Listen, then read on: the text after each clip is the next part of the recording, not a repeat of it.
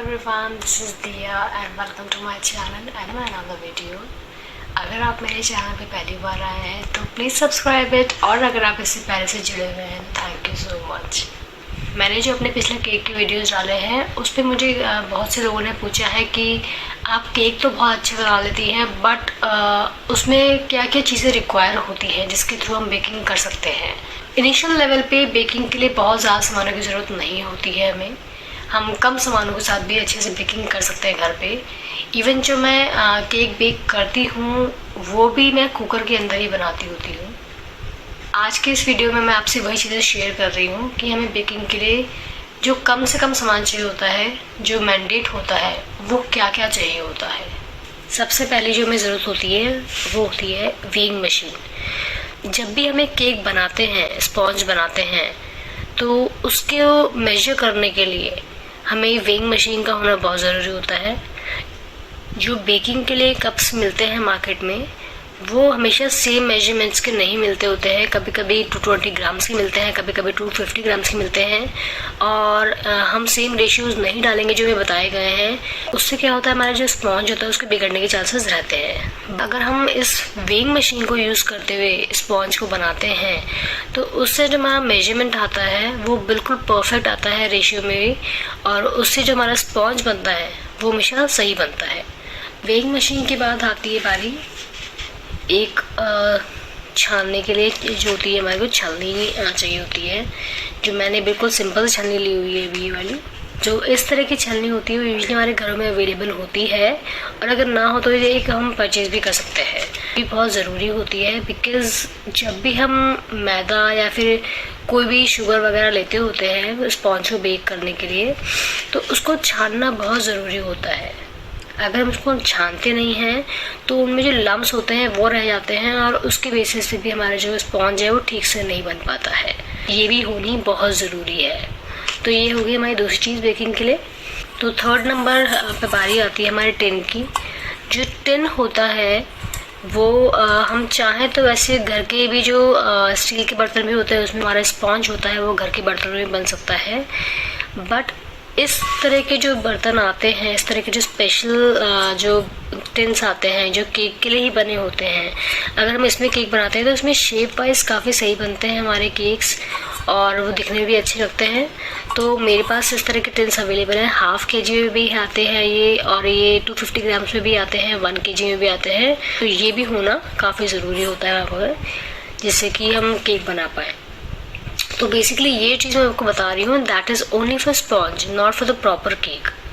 जो क्रीमिंग वगैरह पार्ट होता है वो सब चीज़ें अलग होती है, ये सिर्फ स्पॉन्ज के लिए है। जो स्पॉन्ज बनाने के लिए हमको टिन का भी होना ज़रूरी होता है वैसे। पर बिगनर्स जो होते हैं अगर वो बनाना चाहें तो वो घर के सामान में बना सकते हैं, बट जो एक प्रोफेशनल लेवल पे जो बनते हैं केक्स वो इन तरह के ही टिन में ही बनते हैं। इसके बाद हमें चाहिए होता है ये बटर पेपर। ये जो बटर पेपर होता है यूजली हमें स्टेशनरी की शॉप पे मिल जाता है।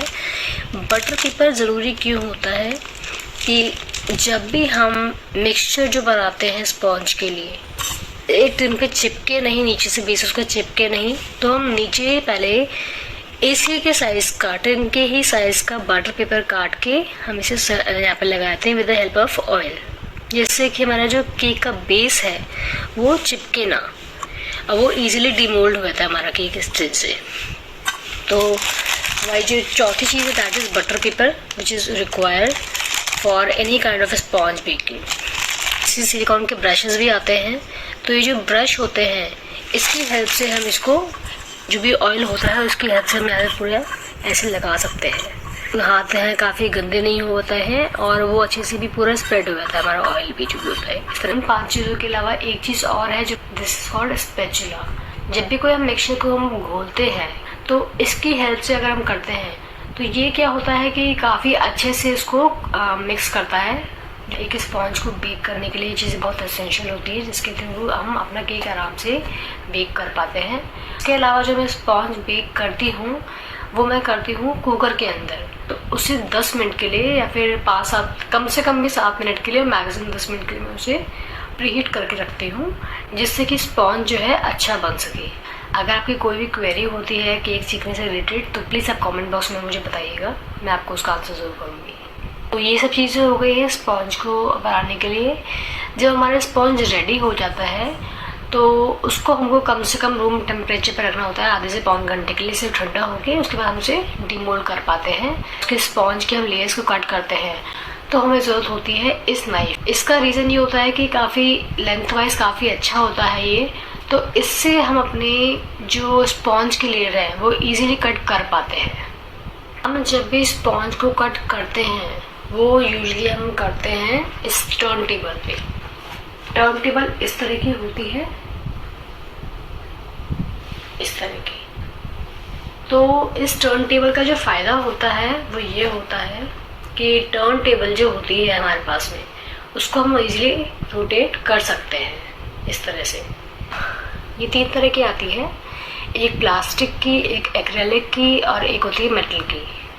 तो अगर आप एक टर्न टेबल पे इन्वेस्ट कर रहे हैं तो आई वुड सजेस्ट आप या तो एक्रेलिक वाली लीजिए या मेटल वाली लीजिए। टर्न टेबल के बाद बारी आती है इस तरह के स्पैचुलास आते हैं।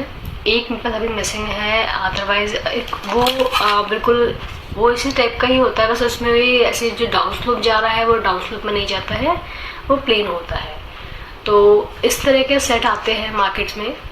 जब भी हम किसी केक को बनाते हैं तो उस पर जो स्पॉन्ज पे जो भी हम क्रीमिंग करते हैं तो उसको स्प्रेड करने के काम में ये स्पैचुलास आते हैं। केक की क्रीम के ऊपर जो भी फिनिशिंग देते हैं उसको हम देते हैं with the help of the scraper. इन्हें हम कहते हैं स्क्रैपर। ये स्क्रैपर देखिए, ये प्लेन में होता है, ये डिज़ाइन वाला है, ये भी डिज़ाइन वाला है और ये भी डिज़ाइन वाला है। तो अगर आपको चाहिए कि आपको केक के ऊपर डिज़ाइन देना है क्रीम पे तो आप इनकी हेल्प से डिज़ाइन दे सकते हैं, और अगर आप चाहें तो उसे प्लेन भी रख सकते हैं। सिंपल से सिंपल अगर हम काम भी करते हैं तो हमें उसके लिए बेसिक चीज़ चाहिए होती है, वो चाहिए होती है ये पाइपिंग बैग जिसके अंदर हम क्रीम को फिल करते हैं। तो अगर आप पास ये पाइपिंग बैग रखे हैं और अगर नोज़ल नहीं भी होगी तो बिना नोज़ल भी हम डिज़ाइन दे सकते हैं इजीली। तो अगर आपके पास ये सब चीज़ें अवेलेबल हैं तो आपका जो केक है काफ़ी अच्छे लेवल पे बन सकता है। तो मेरे पास जितना सामान अवेलेबल था मैंने उसके अकॉर्डिंग आपको अपनी तरफ से अच्छी नॉलेज देने की कोशिश की है। सो होपफुली आपको ये वीडियो पसंद आया हो, और अगर आपको ये वीडियो पसंद आया तो प्लीज़ लाइक एंड शेयर ज़रूर कीजिएगा।